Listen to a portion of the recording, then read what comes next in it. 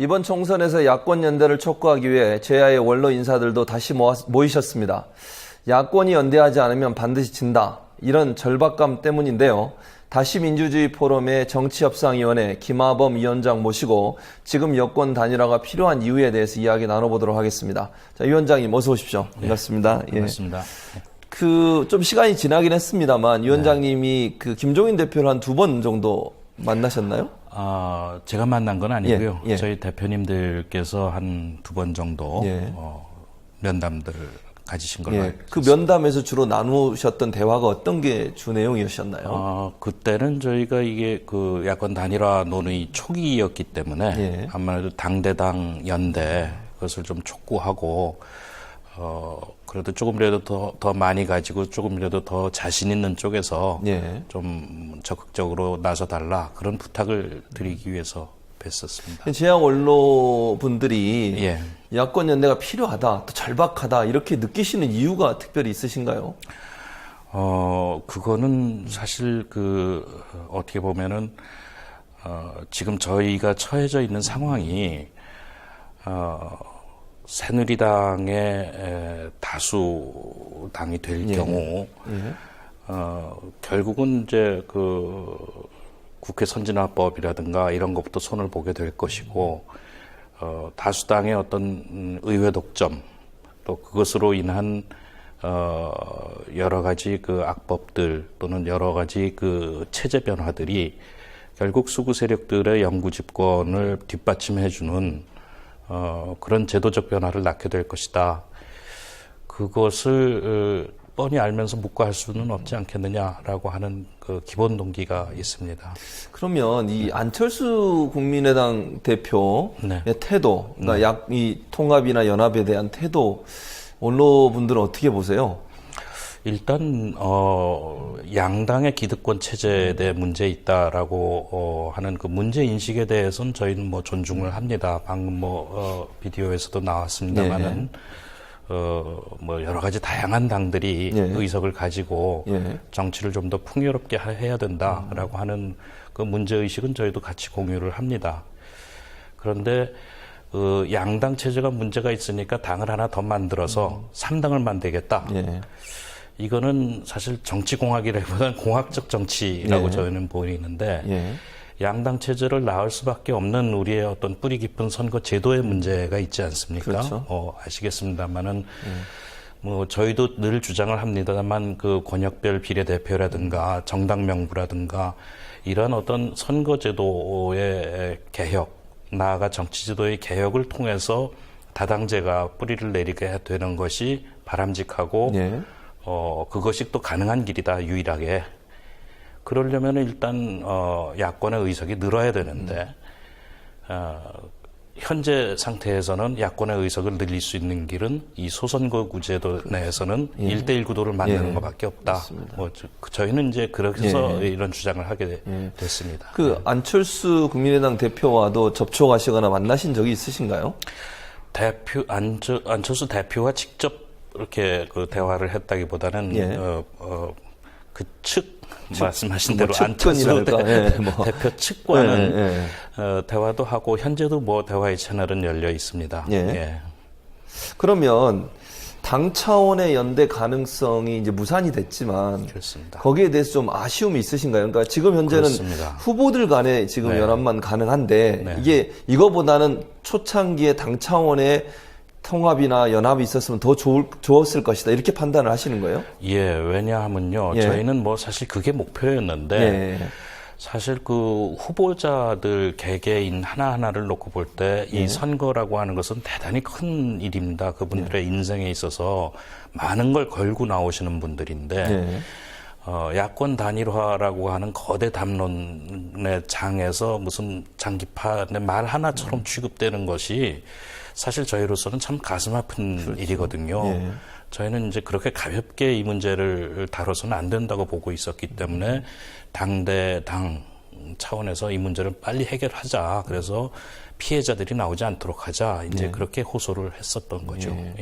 그리고 이제 또 한 가지는 안철수 국민의당 대표가 어제 관훈 토론에 나와서 오늘 김무성 대표도 얘기를 했습니다만 그 단일화 반대라는 입장을 고수를 했어요. 그러면서도 지역 단위까지는 막기 힘들다. 그리고 또 엊그제 발언의 내용을 보면 뭐 당에 보고를 해라, 허락을 받아라 이런 식의 얘기를 했는데 결국 뭐 이런 거 아니에요? 식당 가서 회식하는데 그렇죠. 부장님이 나 먹고 싶은 거 먹어. 나는 짜장면. 그렇죠. 이런 얘기잖아요, 결국.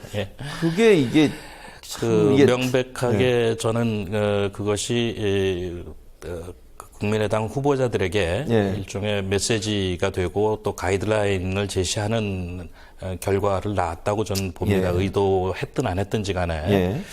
그래서 그건 대단히 유감스럽고 분명하게 그 입장을 좀 취해줬으면 좋겠다. 이거 되면 되는 거고 아니면 아닌 거지. 비난은 피해가면서 또 야권 연대는 하고 싶지 않다라고 하는 이런 아주 전략적인 그 모호한 스탠스. 그렇죠. 이런 것은 결코 뭐 좋아 보이지 않습니다. 지금 그러면 현재 그 위원장님이 활동하시는 위원회에서는 야권 연대를 좀 활성화시키고 또 바람을 타게 만들기 위해서 하시고 계신 무슨 활동이 있으신가요? 저희는 그래서 지금 한 3가지 정도를 제안하고 있습니다. 저희가 후보자들 간의 협상에 의한 단일화를 최선의 것이라고 보고 있지는 않았습니다만은 현재 상황에서는 차선이지만 이 길밖에 없다라고 보기 때문에 만약 자기들 당사자들끼리 단일화에 어려움을 겪고 계신다면 저희가 좀 도울 의향이 있다. 그래서 뭐 좀 쉽게 가는 방법으로서는 협상단을 저희가 파견해가지고 2분이서 또는 3분이서 협상하기 어려운 부분을 좀 도와드린다든가 또 한 300명 이상의 국민 배심원들을 모집해서 현재 뭐 저희는 이미 모집해 놓고 있습니다. 그래서 그 일종의 토론들을 통해 가지고 국민 배심원의 판결을 한번 받아본다든가 또는 여론조사를 한다든가 또는 이 3가지를 배합을 한다든가 이런 방식으로 단일화 과정에 공공성이랄까요? 투명성을 좀 더 해서 명분을 더 강화하는 그런 쪽으로 저희가 도와드리려고 준비하고 있습니다. 그러니까 결국 누가 사퇴하느냐를 결정하는 게 문제인데 2분이 하기에 좀 어려움도 있을 수 있고 공정성에 논란이 있을 수 있으니 협상위원회에서 그걸 도와주시는 역할을 하고 계시는군요, 지금. 자, 그런데 그러면 이게 만약에 국민 배심원단 구성 300명 했다. 그리고 또 지금 현재 그런 협상을 도와주는 역할을 하고 계신다는 것들을 알려졌을 텐데 혹시 뭐 개인적으로 연락이 오거나 접촉 중인 그런 지역구들이 있습니까? 지금 뭐 그런 데가 몇 군데 있습니다. 아주 초기부터 그런 의사를 밝혀온 데들도 있었고 그런데 뭐 어디라고 지금 밝히긴 좀 협상 중이니까 어렵고 또 더구나 이제 국민의당의 스탠스가 약간 모호해짐에 따라서 또 좀 주춤해지신 데도 있고 그런데 적어도 저희가 보기에는 수도권에서 10군데에서 20군데 정도는 단일화하면 야권이 이기고 단일화하지 않으면 진다라고 보여지는 데들이 있거든요. 그분들 중에 적어도 한 절반 정도는 저희가 직간접으로 한 번 정도씩은 다 그 의사타진을 나누고 있는 중입니다. 그러면 국민의당에서 공천을 받고서 그 등록을 안 한 분들 있잖아요. 후보 등록을 안 한 분도 있고 스스로 처리하신 분도 있고 이런 분들도 사실은 당 차원에서는 아니더라도 본인의 개인적인 어떤 뭐 주관이든 결정이든 단일화가 필요하다는 그런 생각 때문에 그렇게 한 경우가 많다고 봐야 되나요? 그래서 저희가 뭐 일일이 다 여쭤보지 않아서 그 부분에 대해서 잘은 모르겠습니다만은 아마 그런 분들 계시겠죠. 그러면 위원장님 말씀 중에 이제 여러 가지가 있었는데 그 중에 만약에 단일화가 돼서 수도권에서 많은 지역이 단일화가 된다고 하면 승산이 어느 정도 있을지 또 만약에 단일화가 안 된다고 하면 총선에 이것이 미칠 영향이 어느 정도 된다고 보세요? 단일화가 되지 않는다면은 대답하기가 조금 쉽습니다. 거의 그래요? 뭐 재앙 수준이라고 보여집니다. 전반부에서도 그 말씀들 나누시는 걸 제가 들었습니다만은 그건 정말 상상하기도 싫은 그런 일들이 벌어질 텐데 단일화가 될 경우는 저는 그것이 그 집권 세력에 주는 메시지가 실제 의석 수 자체도 문제이지만은 이거 역시 민주주의에 있어서 정치라고 하는 것이 합의에 의해서 토론에 의해서 가야 되는 것이지 이렇게 귀를 막고 그냥 아나무인으로 가서 되는 것은 아니다.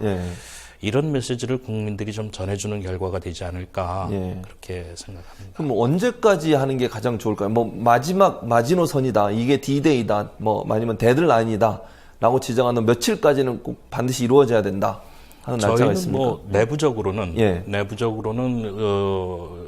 그 투표용지 인쇄가 된다고 알려졌던 4월 4일. 그렇죠. 예, 원래는 4월 4일이었죠. 예, 거기를 이제 데드라인으로 잡고 있었습니다. 예. 근데 그것도 당겨졌고, 일부에 또 뭐 그런, 소식들이 자꾸 전해오는데, 현재로서는, 인쇄된 이후라도 예. 저희는 뭐 끝까지 노력을 기울일 생각입니다. 이제 마지막으로 한 가지 더 질문을 드리려고 하는데, 인천 연수을 네. 지역의 단일 후보로 윤종기 더불어민주당 후보가 결정이 됐습니다. 네. 근데 이분이 과거 인천지방경찰청장으로 재직할 당시에 네. 강정마을 있죠. 그렇습니다. 해군기지 반대 예. 운동을 예. 진압한 전력이 있거든요. 예. 그래서 이게 단일화가 꼭 좋냐 이런 논란이 일어날 수도 있어요. 이런 예. 분이 이제 단일화 후보가 되면 사실은 그 야당의 성향이라든지 야당이 추구하는 어떤 정신하고 맞지 않는 거잖아요. 그렇습니다. 그래서 너무 우리가 단일화에 매몰되다 보면 후보를 제대로 선택하지 못하는 경우도 있지 않을까 하는 그런 우려가 있는데 네. 위원장님 생각은 어떠세요? 사실 이 부분은 단일화의 문제는 아니라고 생각합니다. 예, 이건 결국 당이가 자기가 지닌 가치들을 예. 어떤 방식으로 어떤 전략으로 구현하느냐라고 하는 그 과정에서 나온 예. 일종의 오류 또는 부적절성 아닌가 예. 생각하는 편입니다. 예. 단일화 때문에 저는 이런 결과가 온 거라고 보지는 않습니다. 예. 그럼 뭐 후보의 개인의 문제는 단일화의 문제가 아니라 결국은 단일화는 필요한 거고 그렇습니다. 제대로 된 후보가 선출될 수 있도록 노력하는 게 필요하다 이렇게 그렇습니다. 보시는군요. 예. 예, 오늘 나와주셔서 감사합니다, 위원장님. 예. 감사합니다.